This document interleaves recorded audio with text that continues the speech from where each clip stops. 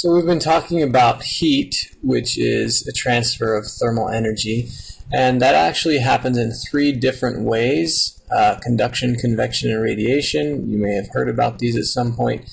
If not, you should commit these to memory for life. Comes up in trivia games and other useful things. So first one, conduction. That is when two objects are touching each other. Then they conduct heat basically by molecular collisions. So if you have a hot object and a cold object, the particles are going to be moving faster in the hot object, and they're going to bounce into the particles of the cooler object and speed them up a bit, and when they do that, they slow themselves down. So heat will flow due to these collisions. So this only happens if things are in contact with each other. And this is in fact the only types of calculations we're going to do. We're not going to do calculations for convection and radiation. And here is the equation that we will see more of later.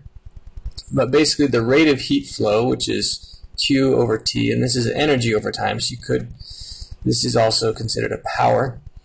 It's equal to this big thing over here. K here is what we call the thermal conductivity of a material. So get my pen out. Thermal conductivity.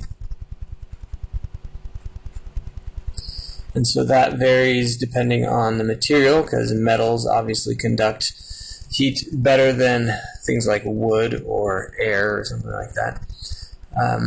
A here is the area that the two objects are in contact. So if you have like a rod, it's going to be the cross-sectional area, this little ring in here. T here is the temperature of the two objects, so the hot and the cold objects. And since we're taking a difference, again, we can just use Celsius instead of kelvins. You can use kelvins if you like, but the difference will be the same whether it's Celsius or kelvins. And then L here is the length over which the heat is flowing in this example, from here to here. So all of these things influence how quickly heat is flowing between two objects. Alright, here is a table of thermal conductivities. We're going to use these in a number of problems. Usually I try to give you the number right in the problem, so you don't have to go look this up, but otherwise it's in a table in your book. You'll notice these metals here have fairly high thermal conductivities. Again, we have them in 2 units. Most of the time we're going to use this side of the table. Things like glass and brick and concrete, these are considered insulators. We use these in the walls of our homes because they don't conduct heat very well. Fiberglass is even better, right? That's what we use nowadays. And even better than that is air. The problem with air is that it moves around quite a bit. But if you can sandwich air in something, then it's a great insulator. And that's actually why we use double-paned windows, because glass is a decent insulator. I mean, it's on par with brick, not as good as fiberglass. But if we have a couple of sheets of glass holding a layer of air in between, then that insulates a whole lot better.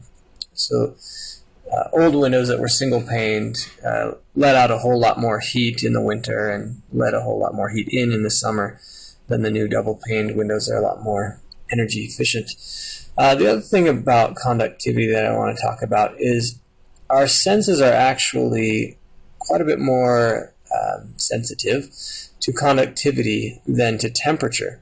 So for instance, if you get up in the morning and it's a cold morning, your parents keep the heat down low at night, and you step on the carpet, it might feel a little bit cold, but not too bad. You're probably not like, ow, that hurts, it's so cold. But then if you go to walk into the bathroom and your bathroom has a tile floor, then it might actually kind of sting a little bit if it's really cold. And the thing is, if you've got carpet right next to that tile and they've been exposed to the air all night long, the carpet and the tile are actually at the exact same temperature. And the reason why one feels colder and kind of hurts and the other doesn't is because the tile has a higher thermal conductivity. So it's able to steal heat away from your foot more efficiently, more quickly than the carpet is. And so you actually feel that more than you feel the temperature, the way I've asked. Same thing if you have like say you had a bowl with a metal spoon and a wooden spoon that you put in your fridge overnight for whatever reason. You pull it out, you grab the wooden spoon, might feel a little cool, but it's not going to really sting your fingers or anything. You grab the metal spoon, it's going to feel really cold, even though they were both in the same refrigerator at the same temperature, so they have the same temperature, but it's the conductivity that makes a difference there. Okay, one other thing about thermal conductivity.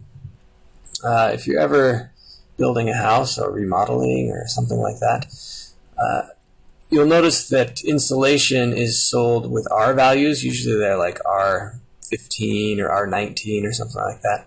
And that's a measure of the overall resistance or insulating ability of that material. And that's defined as L, where L is the thickness. In this picture here, that would be L right there, divided by the conductivity. So a bigger conductivity means a smaller R, a smaller resistance to heat flow.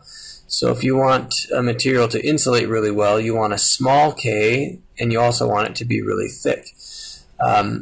That's why if you have like 2x4s, you don't want to buy the 6-inch thick if your walls have 2x4s in them. So here's your wall, and you're going to put some insulation in between them.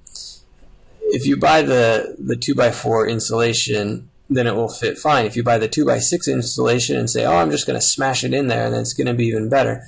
Well, whatever R value is rated on that insulation, when you smash it, that L goes down, and that's bad. And you're also going to squeeze some of the air out, and that's bad too. So it's actually less efficient when you smash this stuff down than when you leave it all puffy like this. Okay, next mode of heat transfer is called convection. Convection is the mass movement of molecules. So this is not molecules bumping into each other. This is a whole bunch of molecules floating up because they are less dense than others. And we can see this if you're boiling some hot water. The reason why all the heat doesn't stay on the bottom and then you have to keep stirring is because when it gets hot, this expands a little bit and it gets less dense, so it rises, and then the cooler water falls, and so you get these cycles going.